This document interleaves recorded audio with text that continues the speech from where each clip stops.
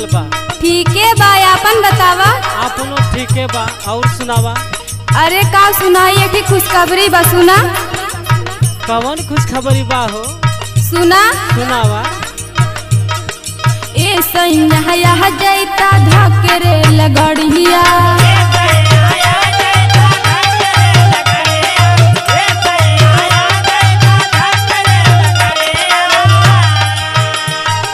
बड़की भाई सिया भी आइल बिया बढ़िया। ए सैया जैता धकरे लगड़िया,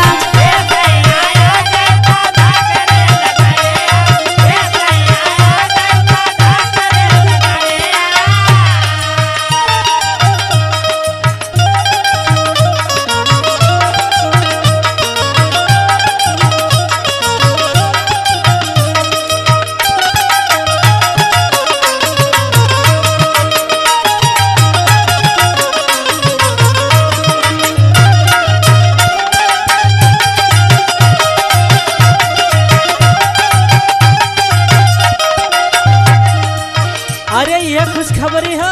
हाँ हो। और सुना।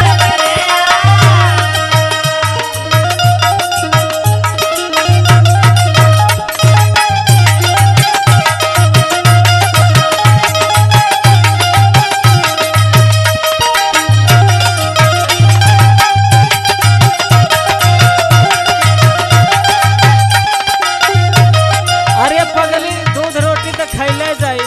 अरे हाई सुना, जौन तार चुचकारी मती शरीरिया बना मोटाई जाई। अच्छा अच्छा। अरे अरविंद का बुला के खिया दे। सुना। सुना। 4 दिन में आ जाई चेहरा पे लाइट।